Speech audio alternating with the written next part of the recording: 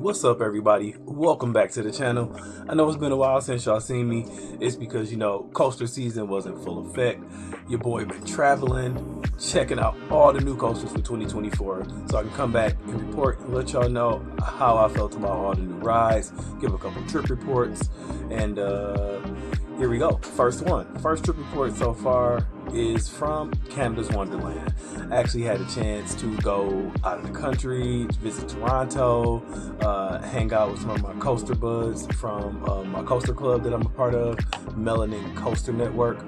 Make sure you check that out, melanincoasternetwork.org.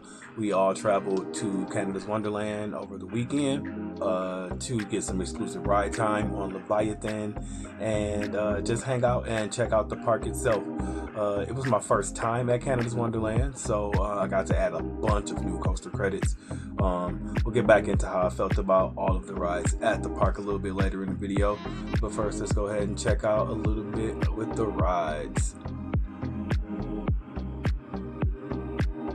Canada's largest theme park, being home to 18 roller coasters, is also home to one of the greatest collection of flat rides you'll find at any theme park. They are home to Sledgehammer, the only ride of its kind in the world. They also have rides like Soaring Timbers and Tundra Twister, which was the first of its kind ever built.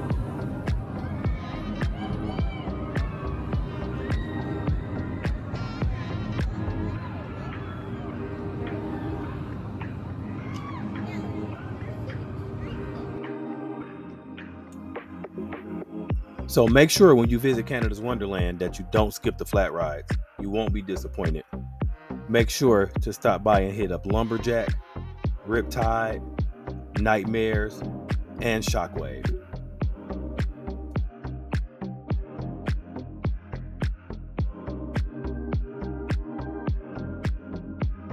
But hey, let's face it, we didn't travel all the way to Toronto just for flat rides. We came here for the coasters. And again, with 18 coasters, Canada's Wonderland has one of the largest collection of coasters of any theme park in the world. But I must say, without being biased, with my home parks being Cedar Point and Kings Island, I was a little underwhelmed by the lineup of coasters at Canada's Wonderland. So I'm honestly just going to talk mainly about the top 4 coasters at the park. The park is home to a couple wooden coasters. Both of those are kind of older and not great, to be honest. I did like the Canadian Mindbuster. It was just an old traditional out and back. Did provide a little bit of airtime, but definitely could use a little bit of tender love and care and maybe a little bit of retracking. Besides that, though, the park does have a nice top 4 in the 3 B&Ms, which are Yukon Striker, their dive coaster, Behemoth, their B&M Hyper, and Leviathan, the B&M Giga. And surprisingly, the coaster that rounded out the top 4 for me was their Aero suspended coaster, Vortex. Although this coaster is essentially a clone of a coaster that I get to ride all the time at Kings Island, the Bat, Vortex at Canada's Wonderland just gave a much better ride. The coaster just felt so much faster, and the swinging was much more intense. It honestly was the highlight of my day, as usually I expect most suspended coasters to be more tame and family oriented, but this one just felt wild and out of control the entire time. And again, I won't be covering all 18 coasters at Canada's Wonderland just because most of their lineup does consist of a few kiddie coasters and a few coasters that are clones that you can find at other parks. So I'm pretty sure you can find these anywhere close to your region, wherever you are, if there's a Six Flags or a Cedar Fair park nearby. So let's get into that top 3. And as you can see on your screen, my number 3 coaster is Behemoth. This B&M Hyper coaster is definitely one of the best at the park, and it could easily become the number 1 attraction if it was at any other park that didn't have a great top 3 as this park does. I do love all B&M Hypers, my favorite being Diamondback at Kings Island. The coaster gave a great ride. As the day went on, the ride just seemed to go faster and faster. Great airtime moments.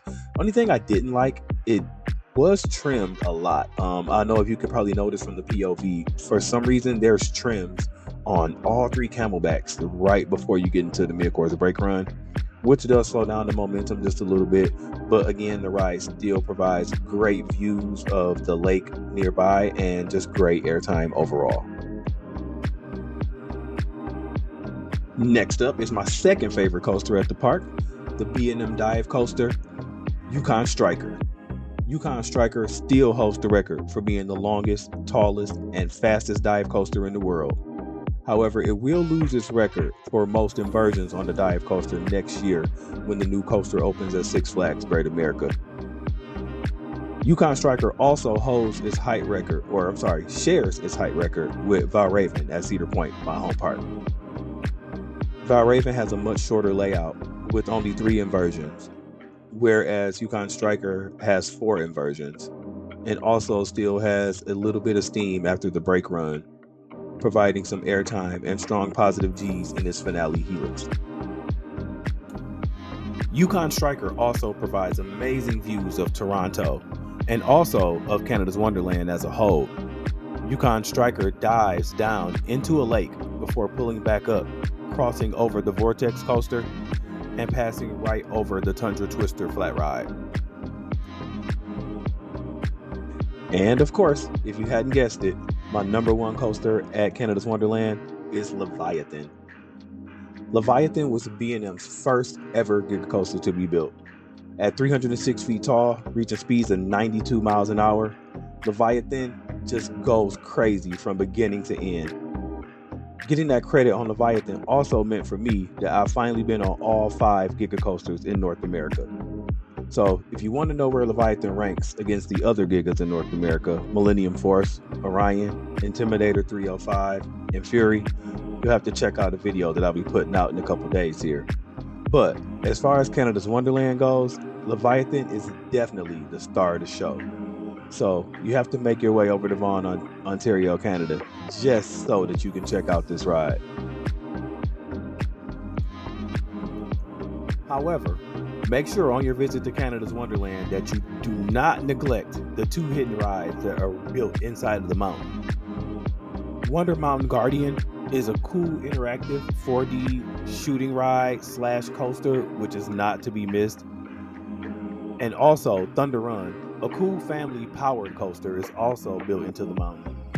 But next year, the mountain will be getting a complete overhaul as they'll be adding Alpine Fury, the coaster in North America with the most inversions ever. So that'll give me a reason to get back to Canada next year. But until then, I'll see you guys in the next video. Later.